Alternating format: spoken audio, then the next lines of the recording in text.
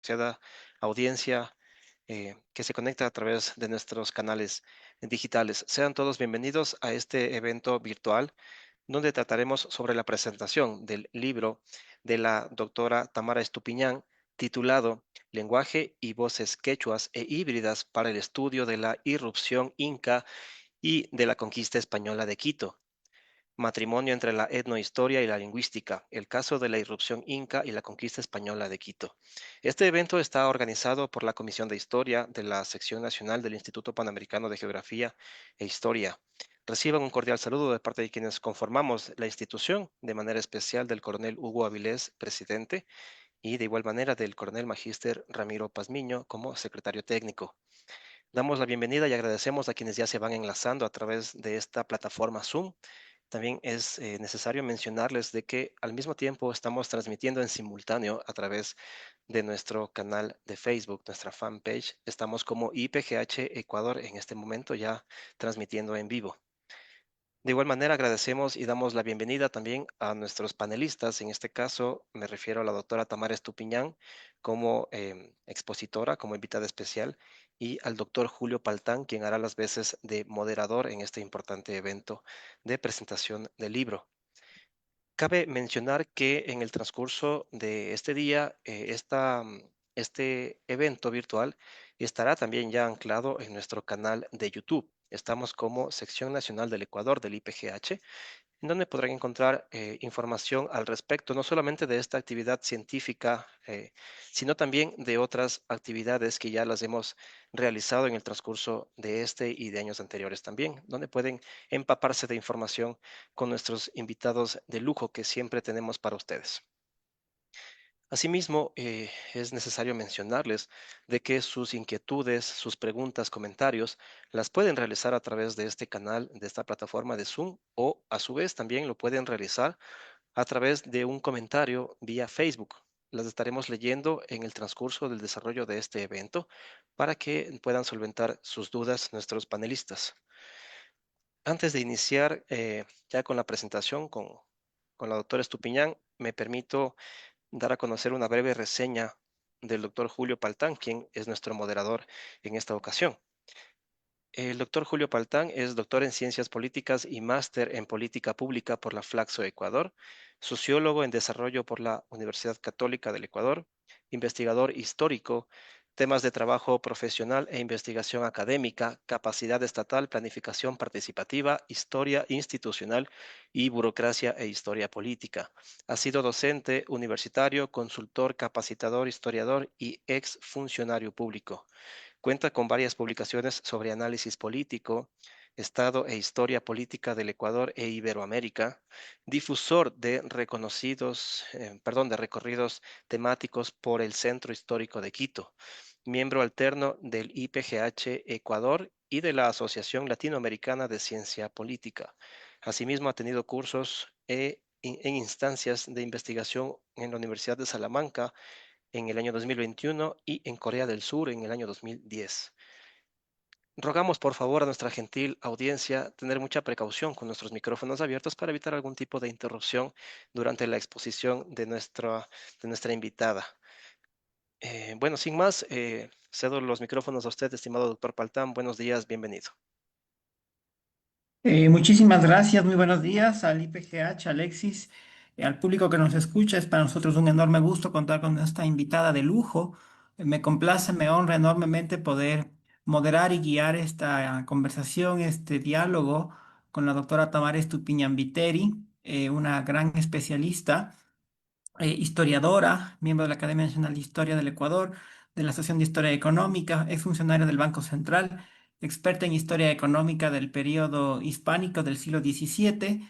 Y bueno, ella en sus últimos 20 años de su vida ha volcado su estudio al mundo inca, al mundo andino, ¿no? Desde su célebre publicación, que ya conmemoramos 22 años en 2004, de Rumiñahui, ha seguido una senda de pistas, una investigación tras otra le ha llevado a develar pistas para seguir continuando con este fascinante mundo de la exploración científica y del conocimiento, concretamente el mundo de la ancestralidad y el mundo andino, el mundo incaico, particularmente el mundo quechua. su estudio sobre, es así que bajo esta dinámica, su obra sobre Rumiñahui, publicado por el FONSAL en el año Fondo de Salvamento del Distrito Metropolitano de Quito en el año 2004, le llevó a que volque sus estudios a la profundidad etnográficos y sobre todo etnolingüísticos, ¿no? La doctora Estupiñán Viteri es experta en lingüística quechua antigua. Le llevó a, por supuesto, a un gran descubrimiento arqueológico 6 años después, en el año 2010 en el territorio de Malquimachay, en la zona de Puxilí o Pujilí. Entonces, la doctora Estupiñán es quizá de las personas que más conoce a nivel mundial sobre el mundo incaico norandino, particularmente lo que es la provincia de Cotopaxi y particularmente Quito. Sus trabajos han sido reconocidos pues en Francia por la National Geographic, también han sido reconocidos por investigadores, instituciones peruanas como el Instituto de Estudios Peruanos, la Universidad Católica del Perú. Entonces, la doctora Estupiñán es toda una celebridad en el Perú, ¿no? Bueno, con este preámbulo que hemos hablado de ella, vamos a centrarnos concretamente en este webinar para el cual que tenemos 1 hora justamente, son siendo las 10:10. Vamos a concentrarnos a hablar en su última publicación editada por la Fundación Pueblos de América. Cabe mencionar que esta es la primera obra que pues ha sido lanzada a la palestra pública, que ha sido lanzada al mundo académico, a toda la comunidad internacional versada en el mundo inca por parte de la Fundación Pueblos de América. La fundación ha cometido un gran acierto, un gran acto, ¿no? Pues de reconocimiento no solo a la labor investigativa de la doctora Estupiñán, sino que ha sembrado, ha dado un gran aporte para la profundización de la comprensión del mundo incaico. En ese sentido, la obra la cual vamos a centrarnos en este webinar en esta mañana, versa sobre o se titula Lenguas y voces quechuas e híbridas para el estudio de la irrupción inca y de la conquista española de Quito. Si bien el libro titula Quito, pero obviamente alude a todo el mundo andino durante los inicios del siglo XVI, es decir, es una comprensión a carta cabal, más que un diccionario, es una comprensión filosófica, ontológica, a profundidad del mundo incaico. Es decir, en este libro los lectores podrán desde luego encontrar definiciones de las palabras del universo quichua, de la lengua quichua, pero también van a encontrar algo más que un simple diccionario. Van a encontrar verdaderas definiciones que nos orientan, que nos dan pautas de cómo eran las coordenadas de comprensión justamente del mundo, la cosmovisión del mundo andino, particularmente de la civilización incaica, que pues fue la última de las civilizaciones andinas que logró cristalizar grandes avances en astronomía, agricultura, institucionalización de creación de aparatos institucionales como ejércitos, burocracias, cobro de impuestos y desde luego sistemas complejos de contabilidad, cálculo, registro, censos, etcétera. Todo ese universo también se palpaba en la medicina, en lo cotidiano, y bueno, todo eso está reflejado en la obra de la doctora Tamara Estupeñán. Así que, doctora, pues quería, Tamara, un enorme gusto tenerte aquí de invitada en este webinar para esta comisión, que pues es también tu comisión. La doctora Estupeñán es miembro de la Comisión de Historia del IPGH. Y pues en ese sentido, con esta bienvenida. Queremos introducirte a la primera pregunta que tiene que ver con cómo nació tu inquietud, justamente en esta ola o en este ciclo, en esta trayectoria larga, mejor dicho, que tú venías investigando el mundo incaico desde Rumiñahui. ¿Cómo encajó, cómo nació en ti la semilla, o la necesidad de construir este trabajo enciclopédico, este trabajo que te tomó 5 o 6 años aproximadamente desde antes de la pandemia? Eh, ¿Cómo nació en ti la necesidad de construir esta obra, este gigantesco libro que es más que un diccionario, como lo dije anteriormente? ¿Y cuáles fueron tus principales momentos, descubrimientos que lograste hacer cuando estabas en el trabajo de este maravilloso libro? Adelante, Tamara, gracias. Gracias. Muchísimas gracias al Instituto Panamericano de Geografía e Historia, capítulo Ecuador, y gracias, Julito, por la invitación. Y voy a ir directo al punto para aprovechar el tiempo y tratar de transmitir el origen de mi libro. Este libro en realidad nació, eh, se concibió, digamos, cuando yo descubrí las ruinas arqueológicas de Malqui Machay, de procedencia inca. Yo me percaté que la lingüística era clave para llegar al sitio. Sin esa apreciación, sin ese conocimiento, yo no hubiera llegado a Malqui Machay. Fueron las palabras, solo dos palabras, Malqui y Machay, las claves para llegar a ese lugar. Malqui Machay nunca se hubiera descubierto por la arqueología propiamente, ni siquiera porque abren una carretera, porque ustedes saben que los descubrimientos arqueológicos generalmente son hechos al azar y de ahí entra el equipo científico, pero Malqui Machay era un sitio en la mitad de la nada. Entonces yo me percaté que esas dos palabras de origen quechua tenían relación con la importancia que tenían los cuerpos de los incas muertos en la sucesión del imperio, ya en la sucesión dinástica, porque Malqui significa cuerpo y Machay el sitio donde está el cuerpo. Entonces, ese significado a mí me dio la pauta y así empecé a indagar en mapas antiguos, en documentos antiguos y llegué a Malqui Machay. Entonces ahí yo dije, no, la lingüística es algo muy importante en la investigación etnohistórica, porque las palabras no surgen al azar, sino que las palabras, detrás de cada palabra hay un mensaje y nosotros como investigadores tenemos esa posibilidad de desencriptar ese mensaje. Entonces yo me adentré mucho en la lectura de las crónicas de Indias. He trabajado casi 40 años en los archivos de Quito, sobre todo en el Archivo Nacional y también en el Archivo Histórico del Banco Central. Y he ido conformando una gran base de datos. Tengo más de 30.000 registros históricos, solo de fuentes primarias. Y a eso hay que añadir las fuentes secundarias, entonces estamos hablando de una mega base de datos. Esa mega base de datos ha sido organizada de forma sistemática, de tal manera que al consultar en 2, 3 operaciones, yo puedo llegar al objetivo. Pero eso no es un trabajo de la noche a la mañana, sino que es un trabajo muy metódico y que se va alimentando día a día. Entonces, ya cuando tuve todo, no cuando tuve, sino mientras los últimos 10 años yo fui retroalimentando esta base de datos y puliéndole, y ahí me di cuenta que tenía una información muy valiosa que me permitía hacer algo con las palabras quechuas o quichuas más allá de la clasificación alfabética. Entonces ahí yo concebí este trabajo, pero de ahí concebir el trabajo es una cosa y de ahí organizar la información, bueno, eso ya es un gran desafío, ¿no? Eso sería, Julito. No sé si tienes alguna Perfecto, pregunta. perfecto. No, está claro, perfecto, Tamara, muchas gracias. Sí, bueno, la siguiente pregunta te quería hacer, ¿cómo crees que tu trabajo ayuda para el entendimiento de lo que ahora es un gran enigma para los investigadores, que es el tema del desciframiento de los quipus?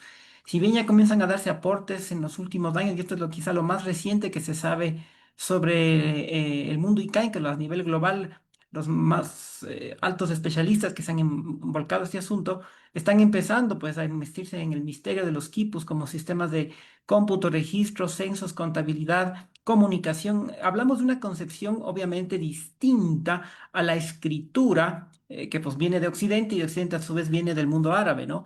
En lo que respecta al mundo de cómo hacemos nuestras letras, cómo llevamos la contabilidad, los números, pero en el mundo andino vienen de otro origen, se ingeniaron otras formas de llevar a cabo estos registros. Y una civilización como la incaica que desarrolló una burocracia impresionante, un ejército impresionante, unos sistemas de cobros de impuestos impresionantes, necesitó, por supuesto, estos sistemas de registro. ¿Cómo crees que tu trabajo aporta para este siguiente paso que tiene que ver con el desciframiento de los quipus? Bueno, sobre los quipus, o sea, hay estudios espectaculares, ¿no? Que se han generado desde Estados Unidos, desde Francia, desde Inglaterra, pero hasta ahora no, no se encuentra lo que se llama la piedra roseta que permita descifrar por completo el quipus. Entonces, por ejemplo, se habla de un sistema decimal en los quipus. Se habla de que los quipus servían para como registros, como una suerte de contabilidad, si quieres, de la producción agrícola. Se habla de los quipus también como una suerte de codificación, pero ligado a la narrativa histórica. Pero no está descifrado el quipu. Y yo creo que no está descifrado el quipu, es mi apreciación personal, porque también estoy trabajando quipus, es mi apreciación personal porque quizás no estamos por el camino correcto. Pienso yo que el quipu es una suerte de preescritura. En Mesopotamia, que es donde surge la escritura, no es que nació de la noche a la mañana la escritura, hubo una Perdón, preescritura, mi doc. discúlpame.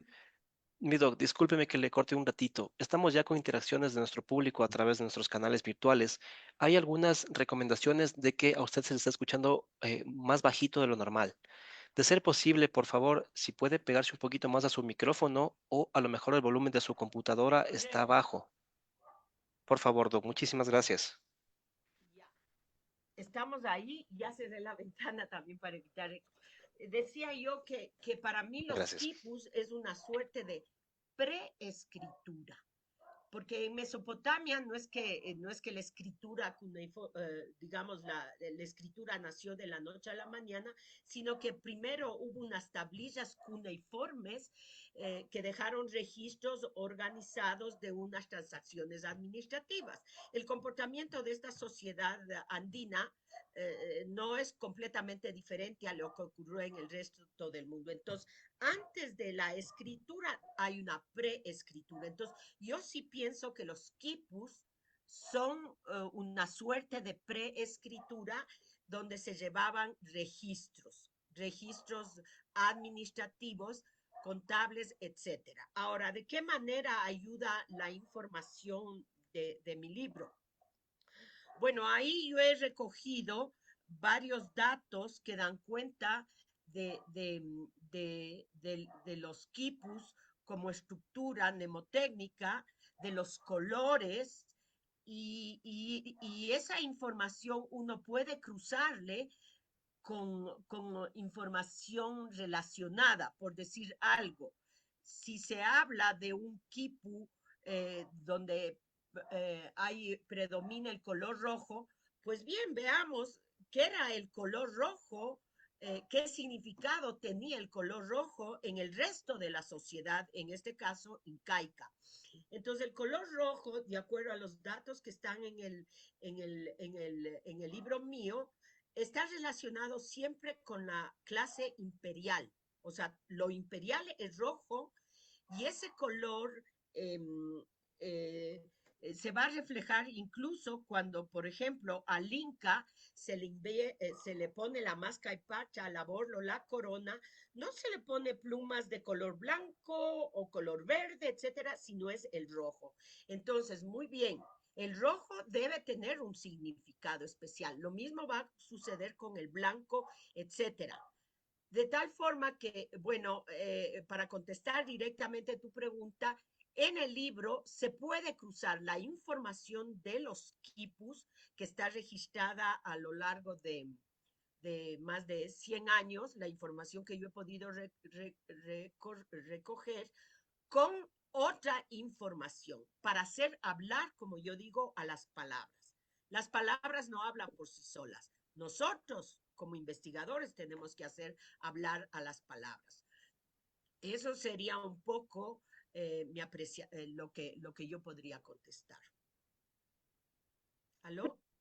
Perfecto, perfecto, Tamara, sí. Gracias.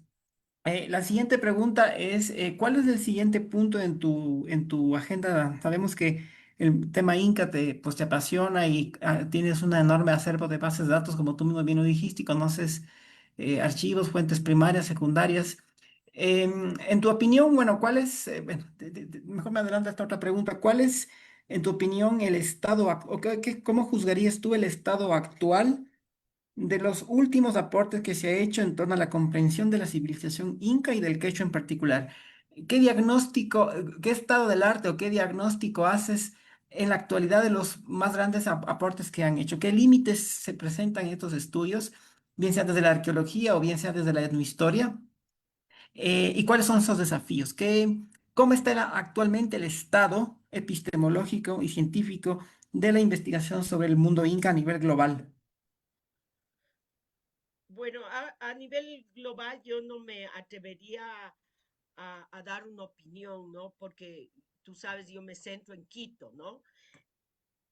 Y espérame un ratito.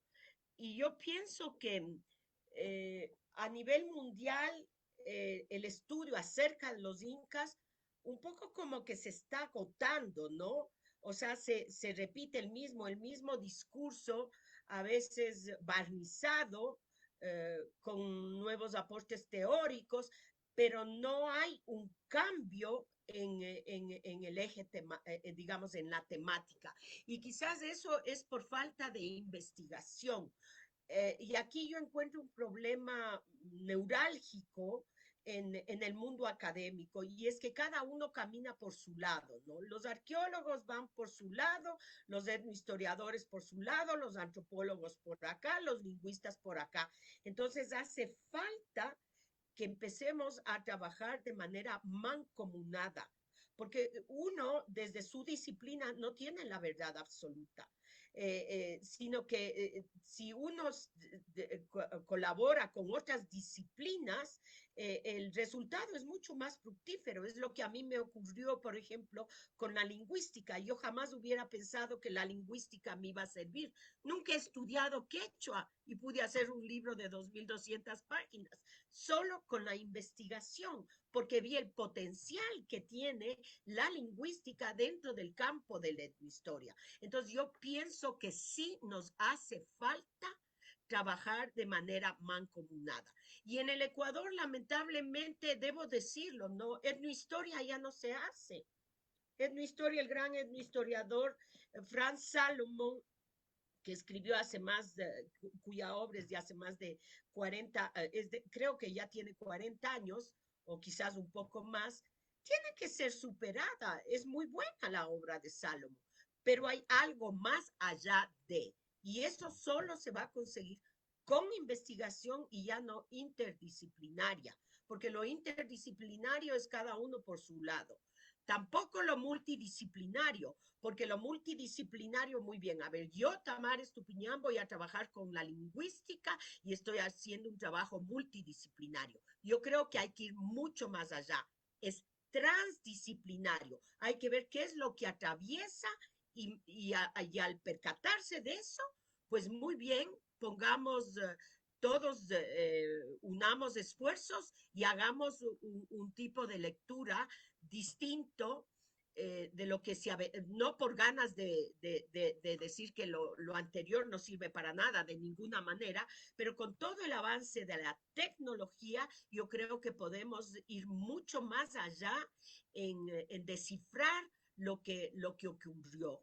Pero para eso tenemos que dejar de lado esa actitud, a veces yo digo hasta egoísta, de creer que solo nuestra disciplina es la que tiene la razón absoluta. No, tenemos que empezar a trabajar de manera mancomunada y de forma transversal. En ese sentido, mi libro es una gran invitación justamente a ese trabajo, porque no solo va a servir para las ciencias exactas y las ciencias sociales, sino que ahí van a encontrar información para la literatura, para elaborar cuentos, información ahora que está tan de moda poner nombres de origen quechua o indígena a los hijos, pues ahí van a encontrar este tipo de información muy valiosa.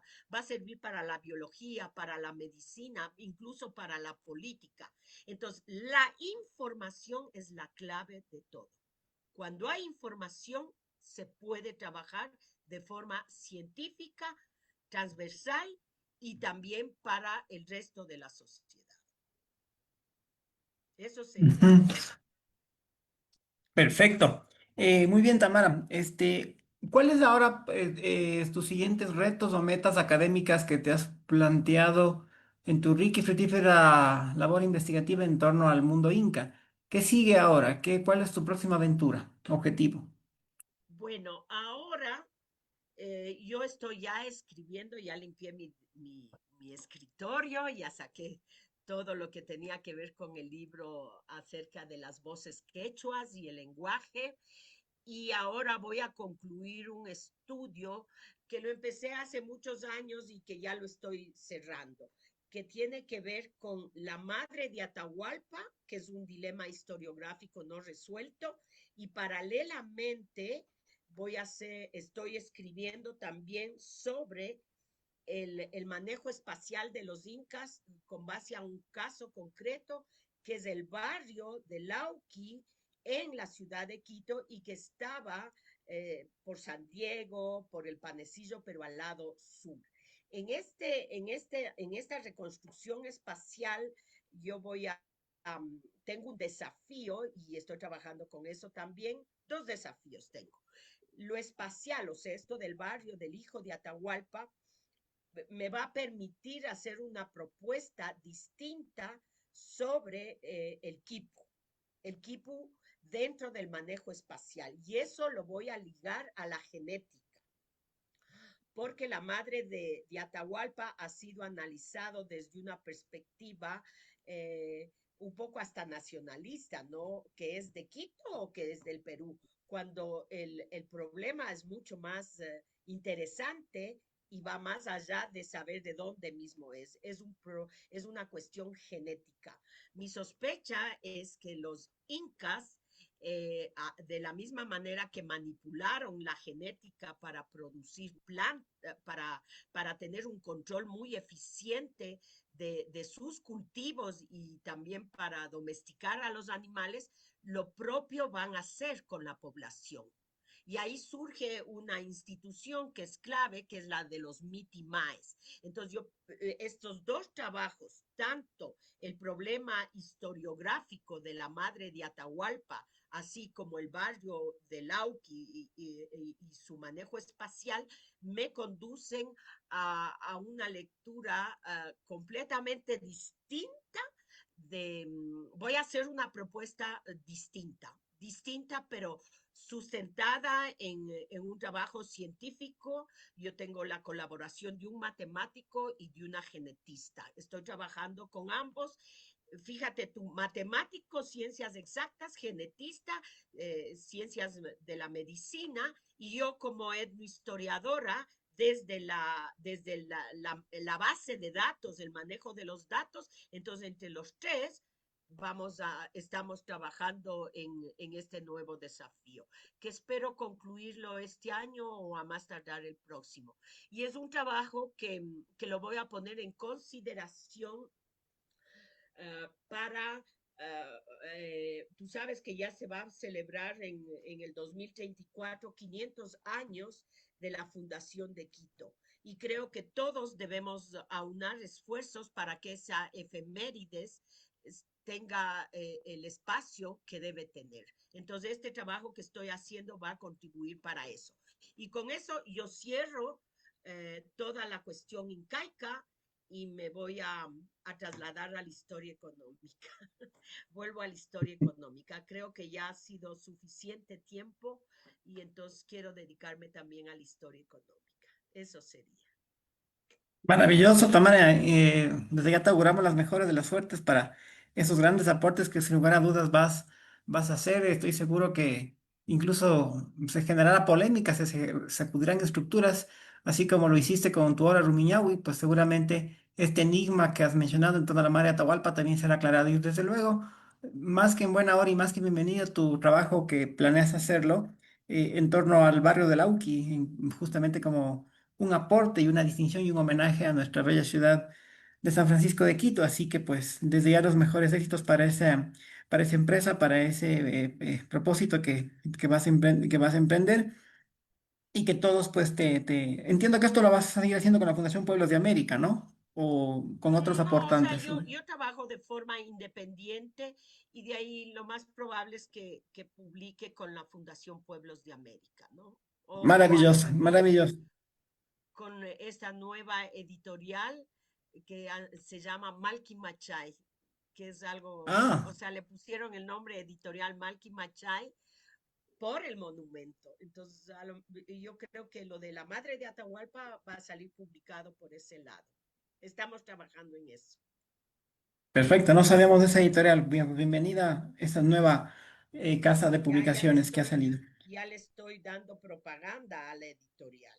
¿Ya ven? Maravilla, maravilla. Bueno, nos estaban preguntando alguien del público dónde se puede conseguir la obra de la doctora Tamara Estupiñán, Lenguas y voces quechuas e híbridas para el estudio de la erupción inca y de la conquista española de Ciudad de Quito. Me permito al público presente en este webinar enseñar el tomo 2 la obra que estamos hablando en este webinar. Son dos tomos, enseño aquí uno, es una obra grande, cuenta con gráficos, buena parte tomados de pues todos los dibujos famosísimos de Guamán Poma de Ayala, este gran cronista mestizo, pues que nadie mejor que él conoció de cerca la realidad del mundo incaico, dibujos que fueron hechos justamente como una, entiendo, como una denuncia ante el rey de España, una especie de diagnóstico de lo que estaba pasando. Bueno, este libro lo pueden conseguir ustedes en la Fundación Pueblos de América, FUPA, ubicada en la ciudad de Quito, en la calle en la calle, perdón, Reina Victoria, entre Orellana y Colón. Repito, es la calle Reina Victoria, ¿no? Entonces, en el sector de la Mariscal en Quito, un barrio tradicional entre las avenidas Cristóbal Colón y la avenida Orellana. En medio de estas dos avenidas está la Fundación Pueblos de América, es una casa pues similar al logotipo como ven ustedes acá del libro y ahí pueden conseguir este ejemplar, ¿no?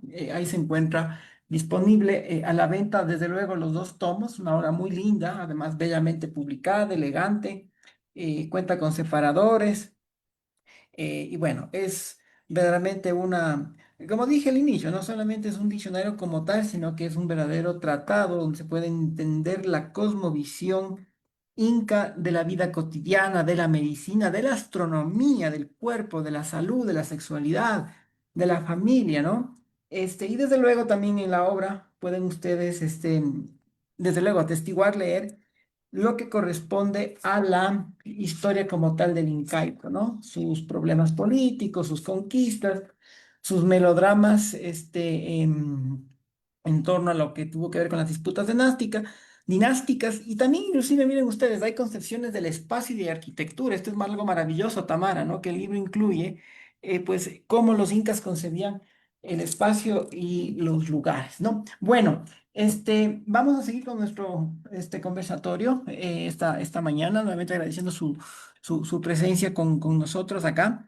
Em, Tamara, ¿cómo crees tú que fue digamos, cuán fiables crees tú que fueron los cronistas españoles como una fuente de análisis primario para entender el mundo incaico que ellos veían? Es decir, ¿en qué medida sus prejuicios, concepciones o limitaciones de un mundo que ellos estaban descubriendo les limitaron o les sesgaron para poder hacer los documentos que hicieron? Y en general, ¿en qué porcentajes, en términos matemáticos, podríamos fiarnos de la objetividad de los cronistas, que bueno, fueron numerosos, desde luego, que son ahora la base con la cual todos los especialistas en incas trabajan? A ver, yo pienso que l- lo que hay que ver es lo siguiente, o sea, el mundo indígena nuestro, inca, aborigen, ¿no? Lo inca o los grupos locales, etcétera, a nivel latinoamericano eran ágrafos, eran pueblos ágrafos, ninguno tuvo escritura. Entonces, la codificación lingüística del quechua es algo excelente y así como la producción historiográfica, porque los cronistas lo que van a hacer es escribir lo que ellos vieron, pero no lo que el otro sintió o vio. Sin embargo, no se le puede reprochar a esa primera historiografía indiana haber generado un saber inútil de ninguna manera, inútil en el sentido de que esté encubierto por un conocimiento subjetivo. Yo creo que hay que considerarlo como los inicios de la escritura en lengua quechua y desde su génesis ya es parte de nuestro patrimonio cultural.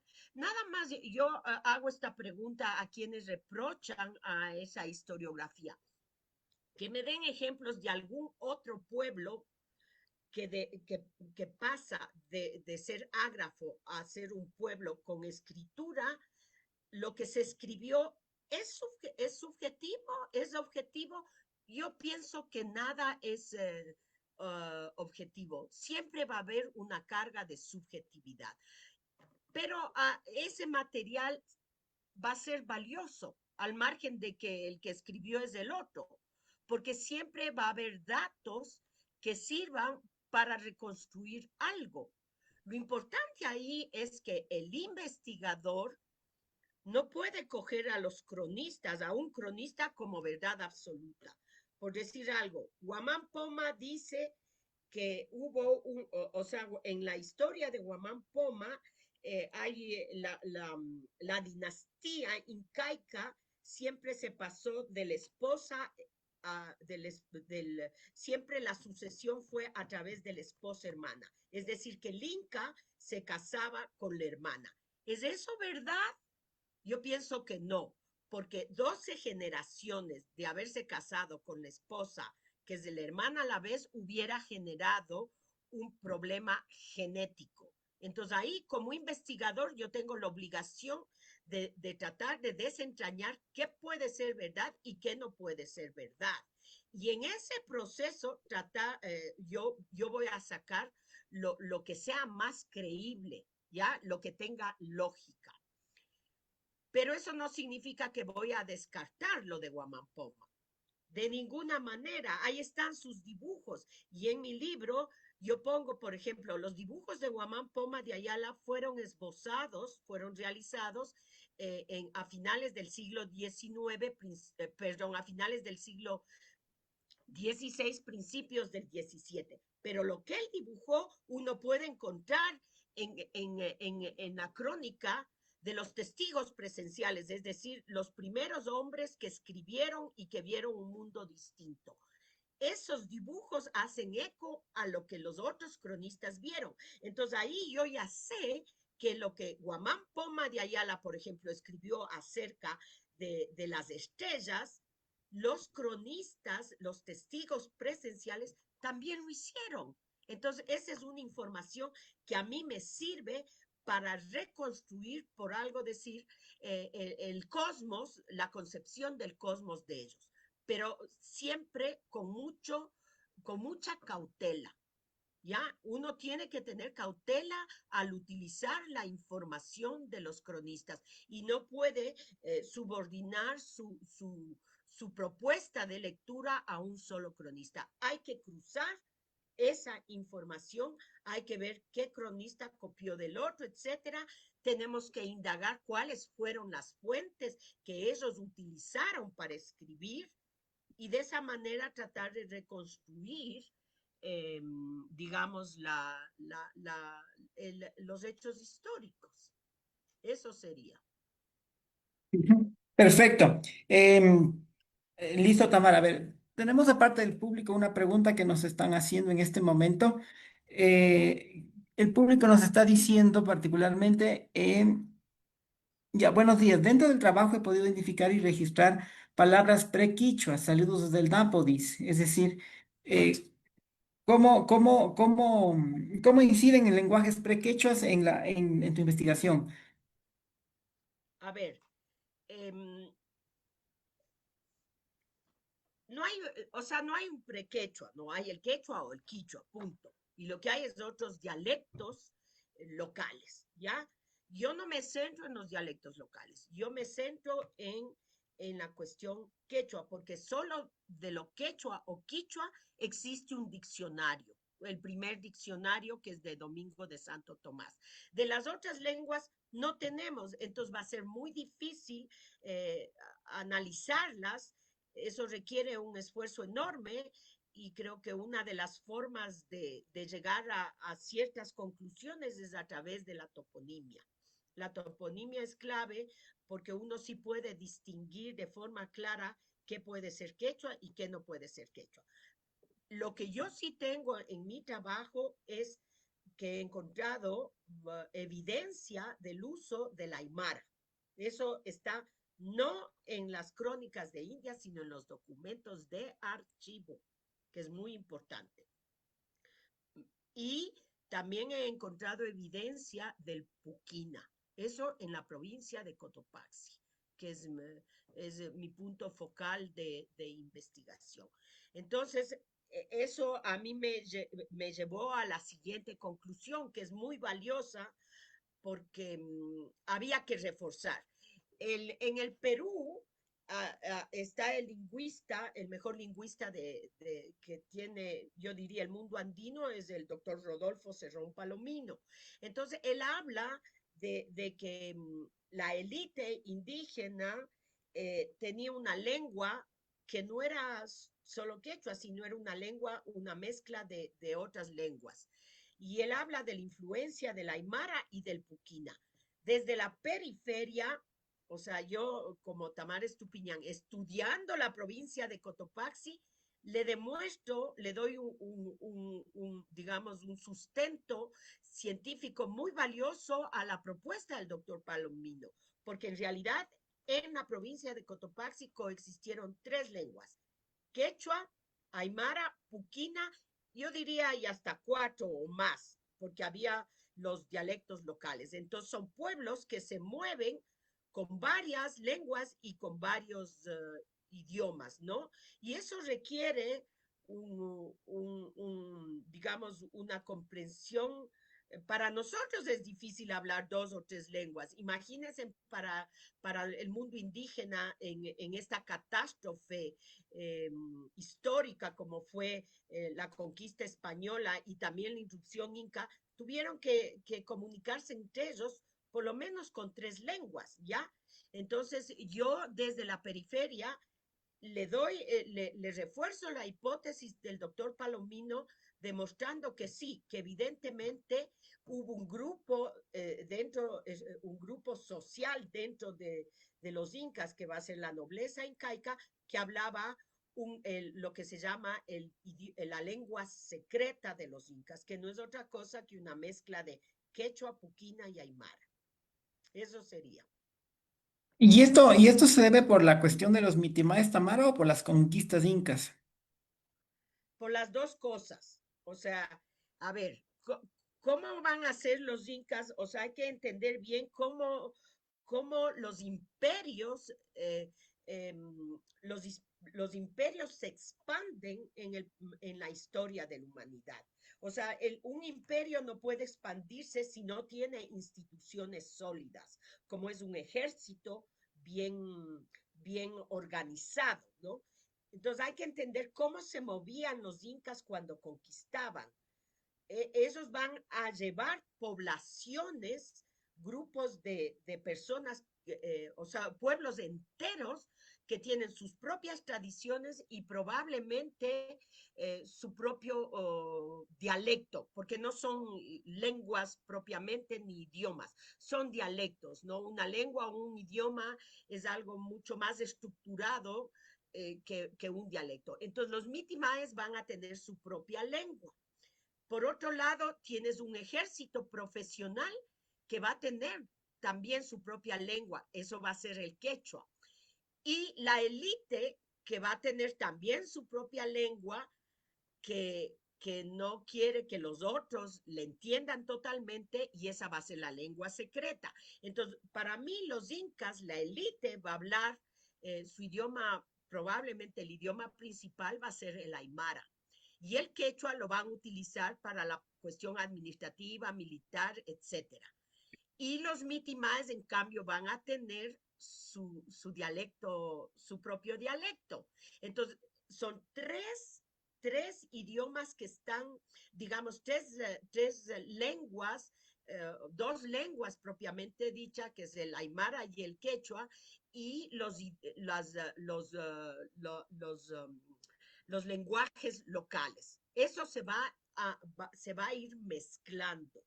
Entonces hay que entender bien cómo funcionan los mitimaes y cuál es la influencia ya en el proceso en el largo plazo.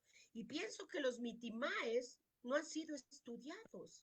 O sea, por decir algo, los alasacas hasta ahora siguen buscando su origen. Dicen que son mitimaes, pero no han encontrado su verdadero origen. He ahí un desafío, estudiar el quechua que hablan o el quichua que hablan los salasacas y tratar de descifrar qué otras palabras de otro lenguaje o idioma o lengua o qué sé yo, dialecto, está inmerso en su día a día para tratar de ubicar su verdadero origen. Yo hablaba con el doctor Chango, que es el director de la Academia de la Lengua Quichua, y me decía, hasta ahora no sabemos de dónde mismo es nuestro origen. Somos mitimaes, pero no sabemos de dónde es nuestro origen. Nosotros hablamos de un país, el Ecuador, pluricultural, multiétnico, y eso se debe a que es un país mitimizado, por lo menos la Sierra Sur, la Sierra Centro y la Sierra Norte.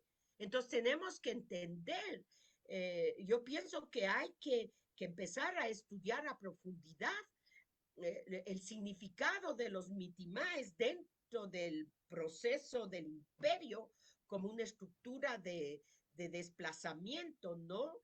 Y también ya como una estructura permanente en la sociedad después de la irrupción inca y ya con la conquista española de Quito, porque los mitimaes van a ser obligados a estudiar a profundidad el quechua o el quichua por el proceso de evangelización que van a implantar los conquistadores españoles y europeos.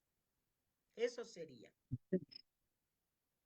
Es decir, la conquista española para ti también juega un rol en este proceso de construcción del idioma quichua, es decir, hay un rol político también que va a incidir en la pervivencia del idioma quichua. Claro, y es político y religioso. Y, y eso se da, es interesante este fenómeno porque se da digamos, en un momento en que la Iglesia Católica ha sido cuestionada por completo, ¿ya? O sea, hay un cisma Ujú. religioso que a la vez se traduce en un cisma, digamos, va a ser un motor para tomar decisiones políticas. Entonces,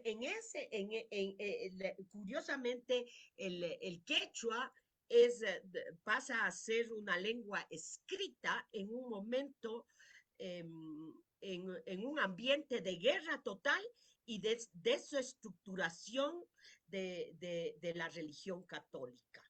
Entonces, quienes van a asumir ese desafío son sobre todo los padres jesuitas. Esos se van a hacer cargo. Bueno, Domingo de Santo Tomás es dominico, pero ya el proceso de evangelización lo van a manejar muy bien los padres jesuitas, ¿no? Y no es que lo van a manejar haciendo tabula rasa de lo que existe, no. Más bien ellos van a ser tolerantes, claro que van a imponer una nueva religión, pero la transformación no va a ser de una sola, sino que lo van a ir haciendo de forma paulatina, el proceso de evangelización. Y ellos van a ser muy Y, astutos, ¿no? Pero gracias a eso también sobrevivió la lengua quechua Entonces hay que verlo, hay que ver, no, no hay que ver solamente el lado negativo, hay que ver el lado positivo. El idioma que hablaban los indígenas locales de esta área, digamos los quitus o los cayambes o los cochasquí, los mismos otavalos, se perdió en el tiempo, no sobrevivió.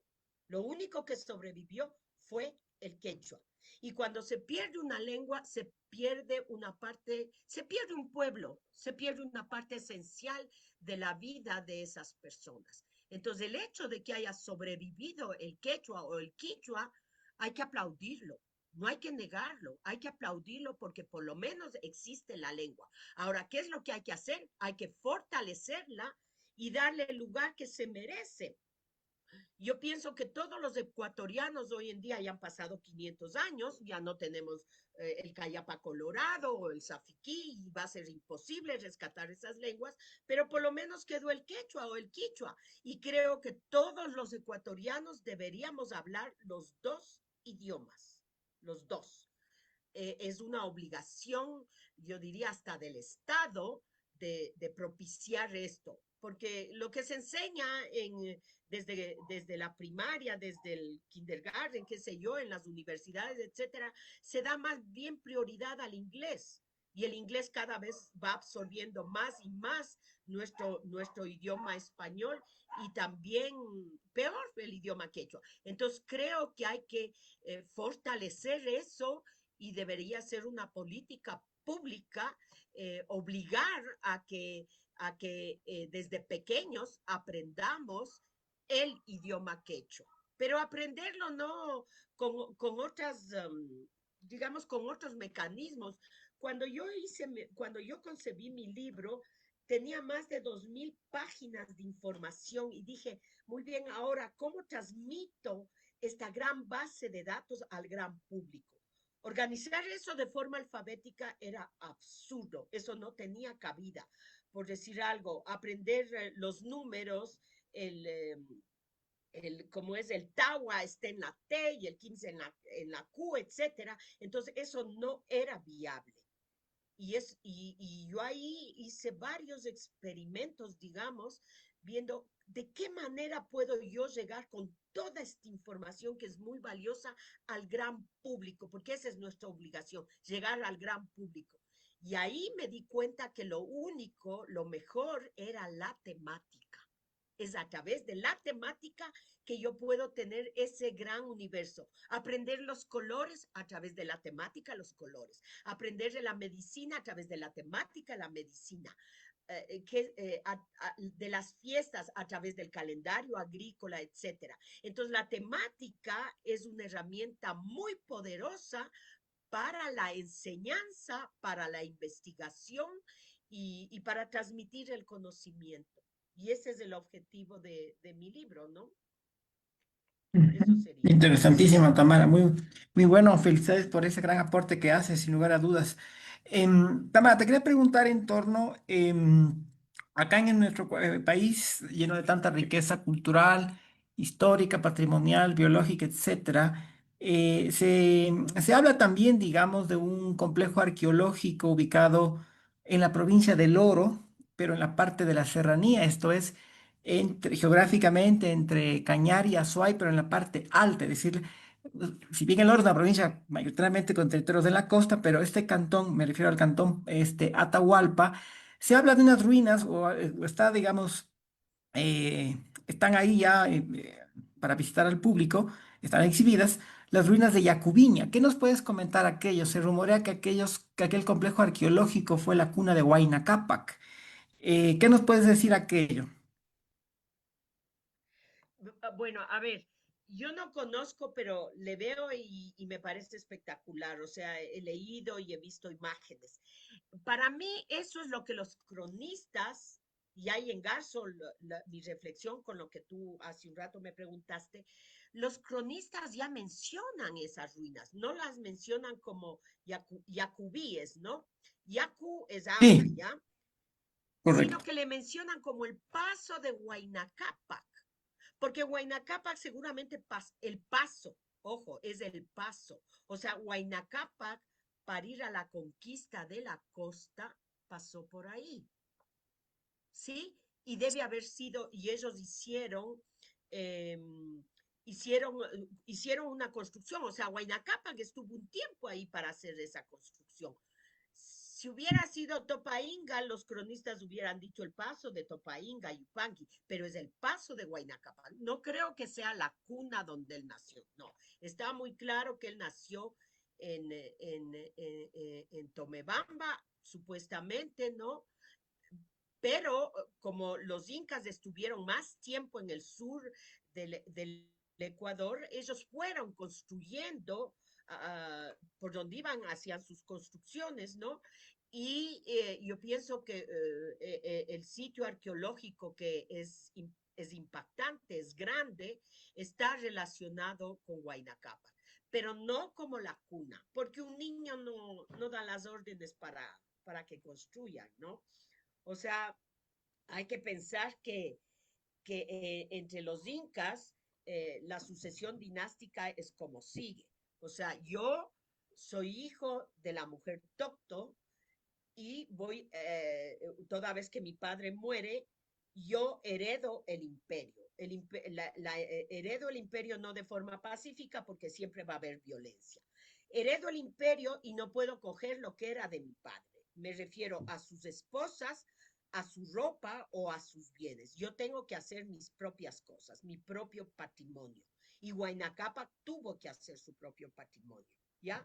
O sea, y uno de esos probablemente es este sitio de Yacubí, ¿ya? Así como también yo pienso eh, que, mm, eh, que Carangue, por ejemplo, si bien es cierto, ahí debe haber existido algo de restos arqueológicos, quien va a fortalecer Carangue y le va a dar un significado simbólico no es ni Huayna Cápac ni Topainga Yupanqui, sino Atahualpa, porque él se va a coronar en Carangue. Entonces, él le eleva a ese monumento arqueológico, a esos restos, digamos, artificiales, él le da una categoría política simbólica. Lo propio va a ocurrir con Huayna Cápac. Yo pienso que ese paso, esas ruinas de Yacubí, es el inicio de Huayna Cápac, de su conquista hacia ese lado, hacia la costa ecuatoriana. Y la Ujú. información tú puedes irle sacando, o sea, un poco del libro, viendo, bueno, veamos qué nomás hizo Huayna Cápac. Y ahí tú pones la palabra Huayna Cápac y te va a remitir a mucha información. Y esa misma información tú le puedes cruzar con otras cosas, etcétera. Ese es el valor que tiene el libro, o sea, que permite cruzar la información eh, como tú quieras, de manera transversal, tú vas a poder cruzar los datos y sacar conclusiones valiosas bueno, que están sustentadas en fuentes, ¿no? No solo en las crónicas, sino también en fuentes primarias y en los diccionarios quechuas. Hay que ver qué es Yacubí. Yo sé que Yacu es agua, pero no sé la terminología vi a qué se refiere. Hay que ver ahí ya a pedir ayuda a los lingüistas y ver qué significa vi relacionado con el agua. Eso sería. Perfecto, Tamara. Es lo Tenemos aquí mismo, una pregunta ah, de... ¿Mm? antes de que No, me no, sí, olvide, sí. porque quiero hacer esta siguiente reflexión. Yacu es agua, ¿no es cierto? Ustedes han oído hablar del balneario de Cunuyacu, Cunuyacu, ¿ya? Yacu, en esta palabra, que es una voz quichua, Yacu es agua en Cunuyacu, pero Cunu es otra cosa, es el agua que sirve para realizar el baño ritual. Eso es Kunuyaku. Kunuyaku es un agua especial que se refiere a la ritualidad. Entonces, no es cualquier cosa. No es lo mismo que el yaku, el agua del río, etcétera, sino que ahí hay una connotación ya simbólica. A las palabras hay que hacerles Mm. hablar. Eso sería. Maravilloso. Muy interesante, Tamara. Gracias por la explicación. Tenemos igual otra pregunta del público. Nos dicen muchas felicitaciones, querida Tamara, por esa valiosa publicación e información. Quisiera consultarle desde su investigación, ¿considera que los quipus pueden entenderse como una forma de escritura? ¿Y hasta qué punto la ausencia de escritura alfabética en el mundo inca responde a una necesidad o a una elección cultural? Es una pregunta difícil, necesidad o elección cultural. Sí, complicado. Eh, no me he puesto a pensar en esto. Bueno, los quipos, como yo había manifestado, para mí es una preescritura. Que si es necesidad o elección cultural, podrían ser ambas cosas, ¿no? Porque uno tiene una necesidad y de ahí elige algo, ¿no?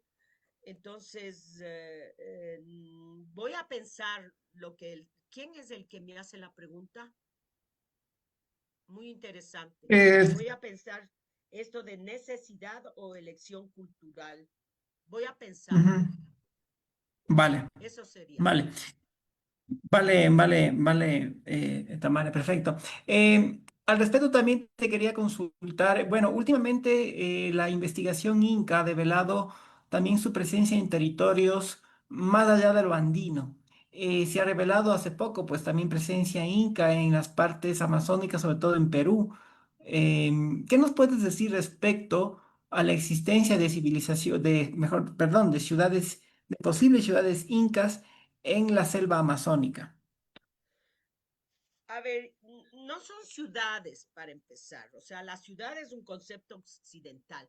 Son construcciones urbanas, pero ciudades como tal, habría que diferenciar qué es la ciudad y qué es la construcción urbana.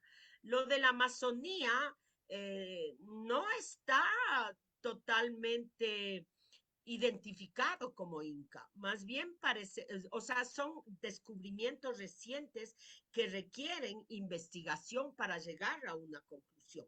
Podría ser más bien que es pre-Inca y a lo mejor hay influencia Inca en la cerámica, etcétera, pero la estructura urbana como tal no corresponde de lo que yo entiendo a lo Inca. No corresponde, más bien es anterior a lo Inca. Entonces, sobre la Amazonía yo no me atrevería a hablar mucho porque los incas no están identificados como un imperio de la Amazonía o de la costa. Los incas fueron la montaña, los Andes. Ahí ellos dominaron la cadena montañosa de los Andes y ahí es donde ellos van a demostrar su genialidad como grupo social, como imperio, en el sentido de que ellos van a poder controlar la cadena montañosa y van a establecer, por ejemplo, el control sobre el agua con la ingeniería hidráulica, una ingeniería impactante que hasta ahora sirve, ¿no? Ellos van a dominar la montaña. La Amazonía y la costa son conquistas paralelas, pero no es lo más importante. Entonces, sobre la influencia inca en la Amazonía, yo no podría dar mayores argumentos porque no, por ejemplo, Atahualpa muy poco gobernó muy poco tiempo y para él lo importante no era ni la Amazonía, peor la costa. Para Huayna Cápac la costa habría sido un poco más importante, pero no sé si haya influencia en la Amazonía.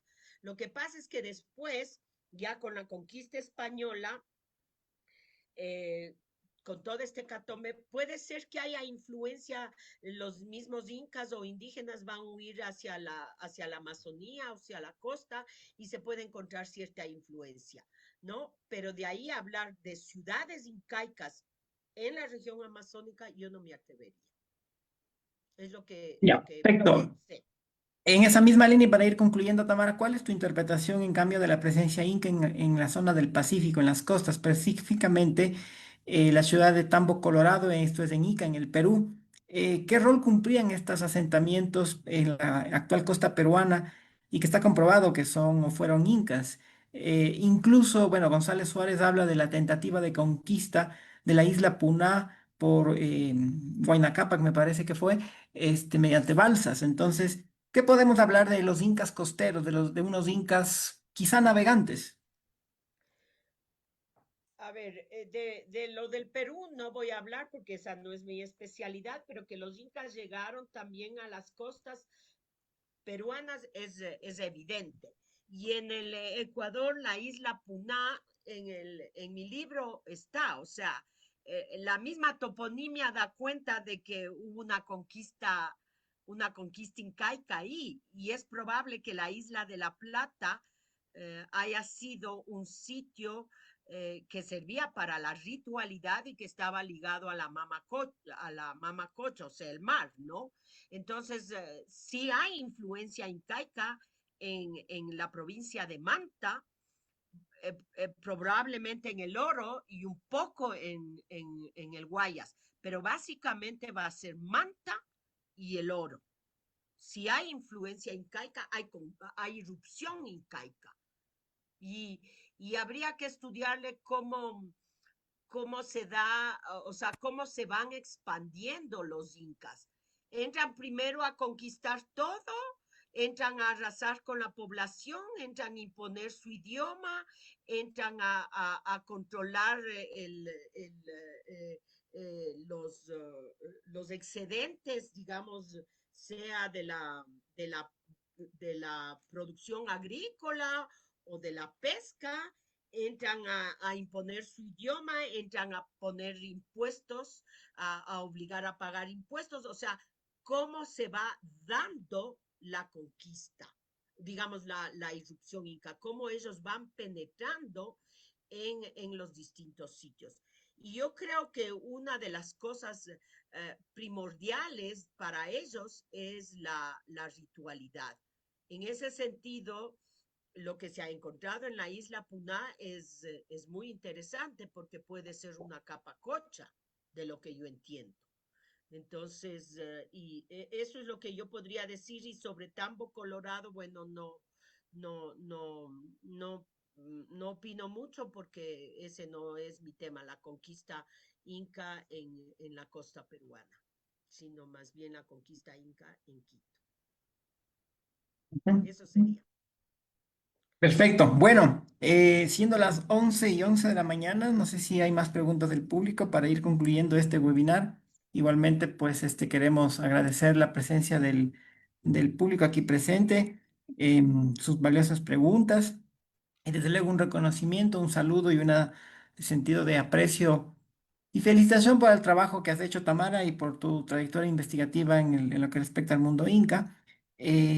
Así que bueno, por eso te hacemos un reconocimiento, te felicitamos por tu investigación, gracias por aceptar estar en este webinar. Tamara es miembro de la Comisión de Historia aquí del Instituto Panamericano de Geografía e Historia, sección Ecuador. Vuelvo y repito, ustedes pueden conseguir su obra, su más reciente obra, Lenguaje y voces quechuas e híbridas para el estudio de la irrupción inca de la conquista española de Quito. Este es un librito que ustedes lo pueden obtener en la Fundación Pueblos de América. Son 2 tomos, voluminosos, gruesos, em, ubicado en la calle Reina Victoria, entre la Avenida Colón y la Avenida Francisco de Orellana, esto en la ciudad de Quito. Entonces, bueno, Una para ir cerrando, consulta, no sé, Tamara, dime, sí.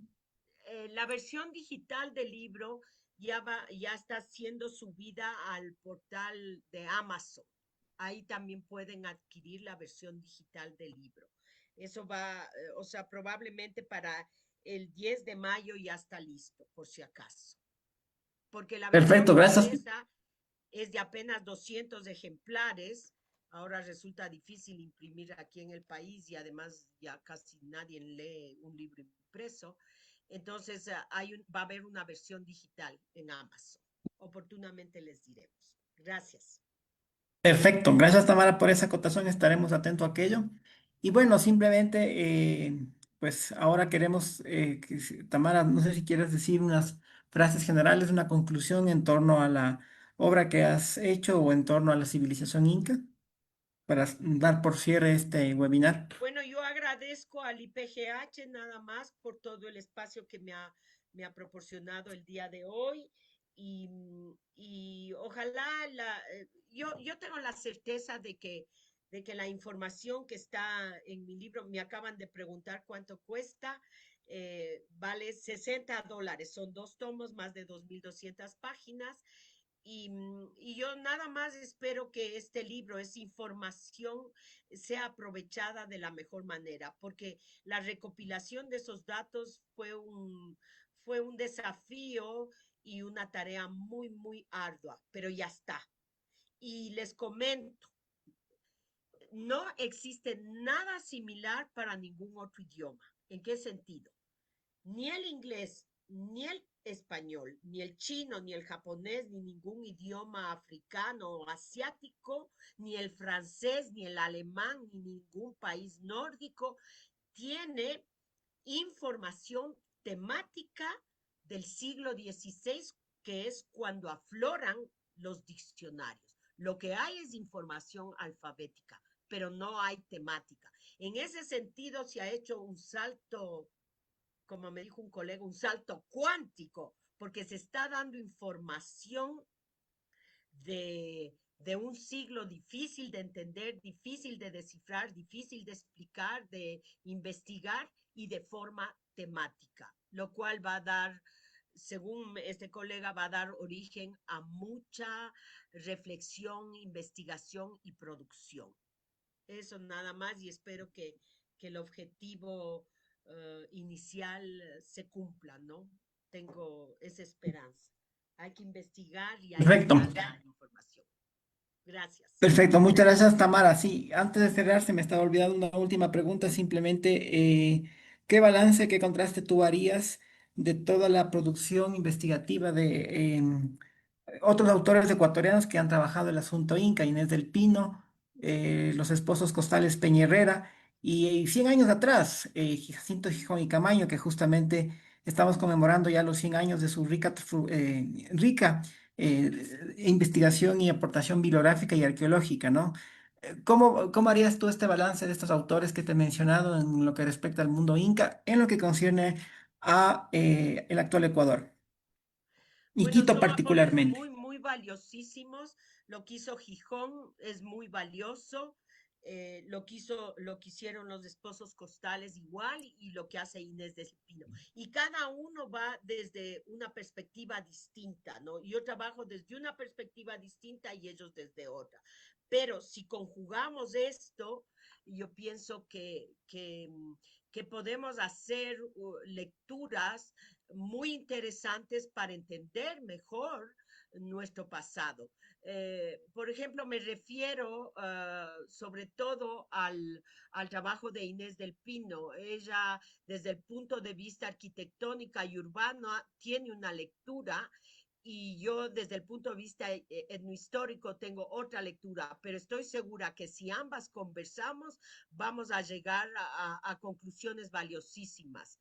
Y para todo con el objetivo de que lo que se produzca sea lógico, tenga verosimilitud y sea amigable. ¿En qué sentido? Que sirva para que todos lean, porque ¿de qué me sirve a mí ser una gran teórica si nadie me entiende? ¿No es cierto? Entonces tenemos que escribir para la mayoría para poder rescatar de forma más idónea, digamos, nuestro pasado, ¿no? Sin tanto, que no sea tan complicado, hay que hacerlo más amigable.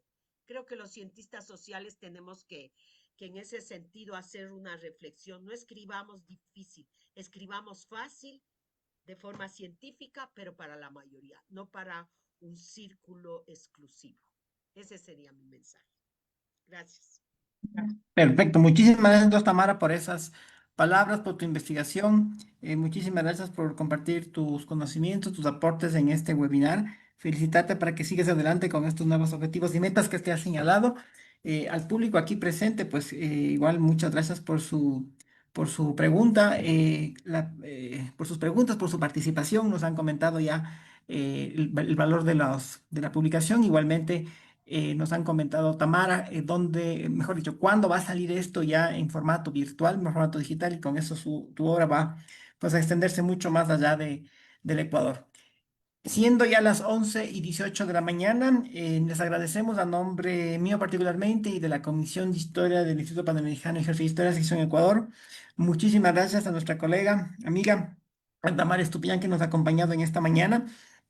Y les invitamos a que sigan y permanezcan presentes y atentos a los siguientes webinars, eventos o charlas que ha organizado la Comisión para este 2026. Tenemos conversatorios que los lidera nuestra colega Guadalupe Suasti. También tenemos eventos de los el grupo de arqueólogos. Permanezcan atentos y desde luego también permanezcan atentos a otro webinar que nuestro colega, a otra conferencia que nuestro colega Aurelio Vadares estará dando más adelante. Así que permanezcan atentos igual al trabajo de las otras comisiones que hacen un trabajo pues muy fructífero, la de geografía, geofísica, para que pues sigan de cerca el trabajo que hace el IPGH en pro de la ciencia, en pro del conocimiento, pues de estas maravillosas disciplinas, ¿no? Y de la geodesia también, me estaba olvidando. Así que bueno, muchísimas gracias por todo, gracias Tamara, te mando un fuerte abrazo, gracias por Gracias. compartirnos tu Gracias a conocimiento esta todos. mañana Gracias, y Alex. Gracias, estamos en Doc. Gracias, contacto. Julio. Gracias, María Bueno, José. Doc, antes de cerrar, por favor, quisiera también agradecerle por nuestra parte, ¿no? A nombre de nuestras autoridades de la institución, de la sección nacional del Muchas gracias. IPGH, del coronel Hugo Avilés como presidente, del coronel Ramiro Pazmiño como secretario técnico. Y como ya lo dijo el doctor Paltán, invitados a todos los internautas que se conectan, que están pendientes de nuestra agenda de eventos científicos e investigativos a nivel no solo nacional, sino también internacional, que estén atentos a nuestros canales digitales, en donde a lo largo de estos meses, hasta el final del año, estaremos compartiendo más eventos. Como ya lo dijo el doctor Paltán, no solamente son seminarios web, también son talleres, son conversatorios, son charlas, tanto de historia, de geografía, de cartografía y de geofísica, que son nuestras cuatro áreas de especialización, en donde nuestros comisionados intervienen y dan a conocer valiosísima información que no solamente se encuentra en Internet muchas veces, sino que de primera mano nos comparten de sus investigaciones y experiencias que han tenido. Muchísimas gracias con todos. Hasta una próxima ocasión. Doctora, tal vez para cerrar, unas palabras finales, una despedida suya. Bueno, muchas gracias, Julito. Muchas gracias, Alex. Muchas gracias a las autoridades del IPGH, siempre tan activos en la difusión del conocimiento de nuestro pasado y también del conocimiento actual. Yo les agradezco muchísimo por la invitación. Nada más. Gracias. Hasta luego. Hasta luego, hasta una próxima. Gracias. Hola. Muchas gracias, una excelente mañana. Gracias, Doc. Listo. Eh,